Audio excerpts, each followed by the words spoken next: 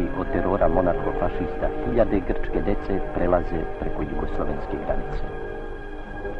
Za njima ostaju njihova zapaljena sela, porušeni i opusteli domovi, majke i sestre u logorima i zatvorima.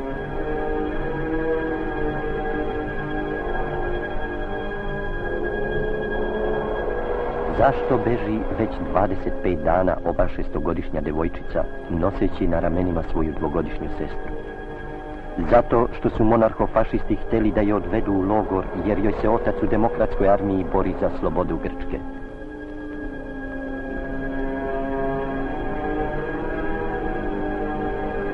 Zašto odlaze iz svoje domovine ovi dečaci noseći i svog oduzetog druga? Zato što su američki bombarderi 3 godine posle završetka Drugog svjetskog rata u ime svoje demokratije i svojih imperijalističkih interesa porušili njihovo selo, prekinuli njihovo djetinjstvo.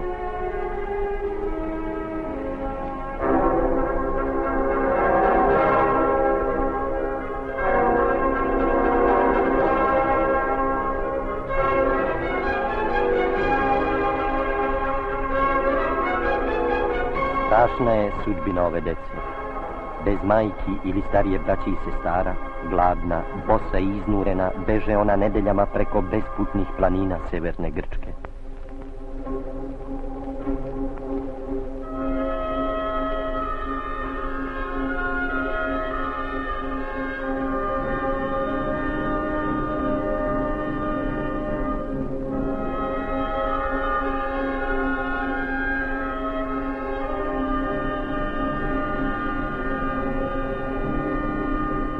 Malo Koleta i 11 dece iz istog sela povela je jedna žena. Krijući se preko dana od aviona i monarho-fašista, išli su više od 20 noći dok nisu prešli na jugoslovensku teritoriju.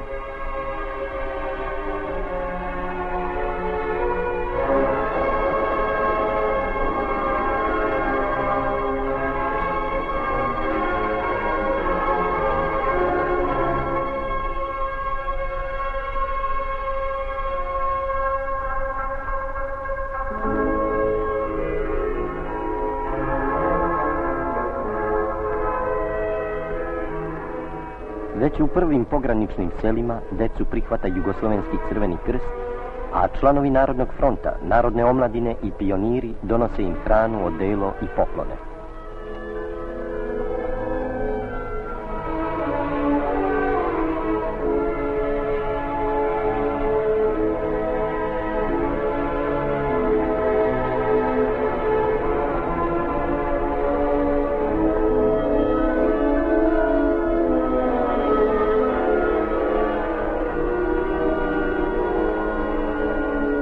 Narodi Jugoslavije primaju ovu decu kao svoju jer znaju šta znači neprijatelju zemlji, jer se sećaju svojih porušenih sela, svojih žrtava, svoje oslobodilačke borbe.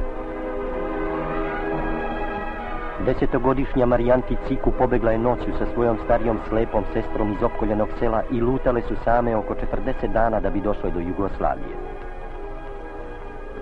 Vangel Stavrovski iz sela Grača pobegao je sa 2 mala brata i sestrom. Aleksandra Čajkiridu, čiji je muž u partizanima, bežala je sa decom od svog sela Limnohori do granice 20 dana.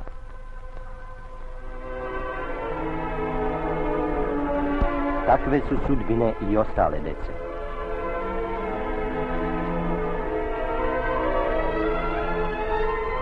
To su žrtve angloameričkog imperijalizma, žrtve monarho-fašista.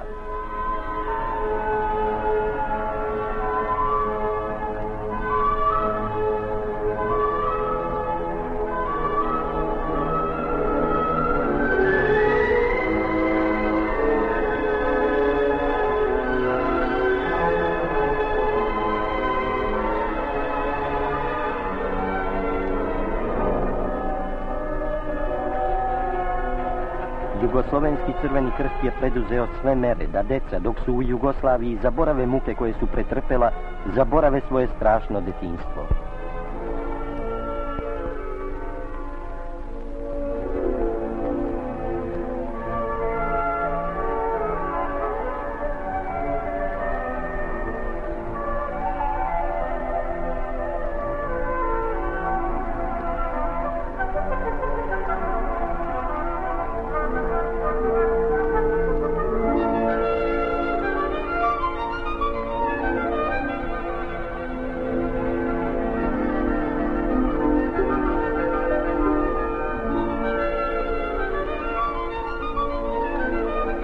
Evo kako mjesec dana posle dolaska prolazi njihov život u jednom domu kod Bele crkve.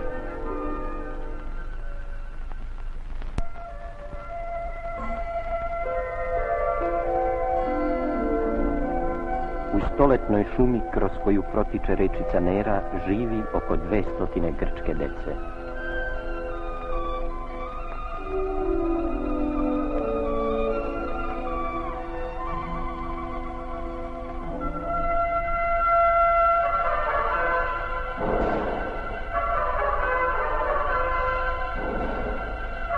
Brigu oko snabdevanja i ishrane vodi Crveni krst, a vaspitanje dece je ostavljeno Grkinjama koje su prebegle sa njima.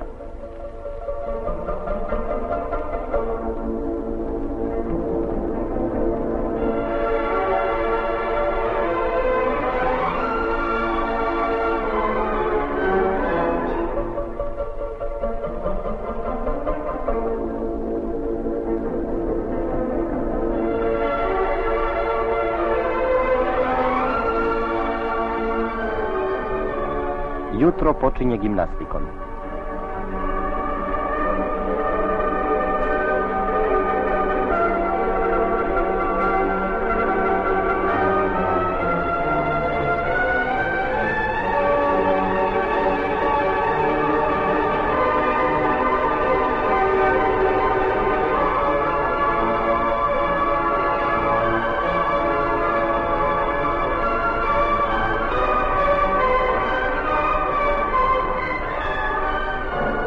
Posle doručka svako ima svoje radosti.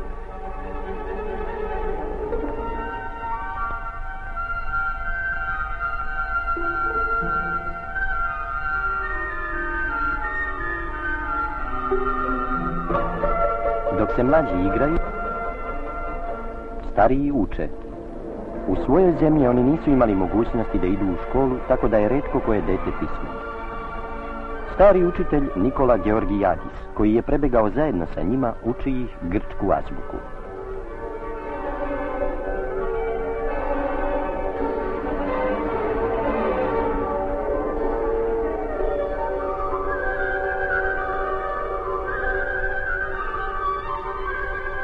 Odmah po dolasku oni su stvorili svoju dečiju organizaciju i počeli sami da ukrašavaju svoj dom.